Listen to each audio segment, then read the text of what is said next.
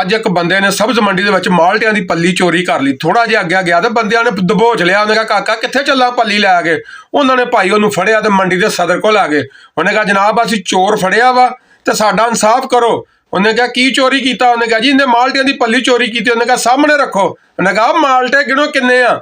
ਉਹਨਾਂ ਨੇ ਮਾਲਟੇ ਗਿਣੇ, ਵਿੱਚੋਂ 80 ਨਿਕਲੇ। ਉਹਨੇ ਕਿਹਾ 40 ਤੁਸੀਂ ਰੱਖ ਦਿਓ, 40 ਚੋਰ ਨੂੰ ਦੇ ਦਿਓ। ਉਹਨਾਂ ਕਿਹਾ ਜਨਾਬ ਇਹ ਕਿਹੜਾ ਇਨਸਾਫ? ਉਹਨੇ ਕਿਹਾ ਇਨਸਾਫ ਅਨਸੂਫ ਦਾ ਮੈਨੂੰ ਨਹੀਂ ਪਤਾ, ਮੈਂ ਸਿਰਫ ਬੈਲੈਂਸ ਕਰਦਾ ਵਾਂ। ਅੱਜ ਮੈਂ ਕਰਿਆਨੇ ਵਾਲੀ ਦੁਕਾਨ ਤੇ ਗਿਆ। ਉਹਨੂੰ ਕਿਹਾ ਯਾਰ ਆ ਸੇਫਗਾਰਡ ਦੀ ਇੱਕ ਸਾਬਣ ਦੀ ਗਾਚੀ ਦਈ।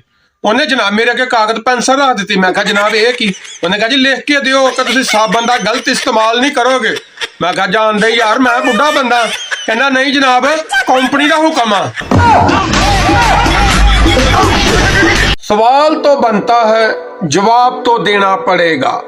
वो कौन थे जो रोजाना चीनी, आटा, दाल, सब्जी और अंडों की कीमत बताया करते थे, पेट्रोल, गैस और LNG के बारे में बात किया करते थे, डॉलर और रुपये का फर्क बयान करते थे, आजादी सहाफत के मतवाले थे जो जमहूरियत के गीत गाया करते थे?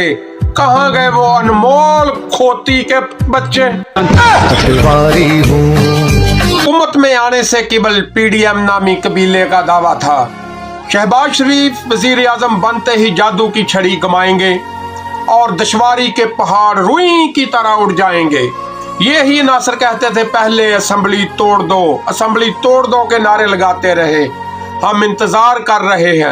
सच कहा इमरान रियाज खान ने।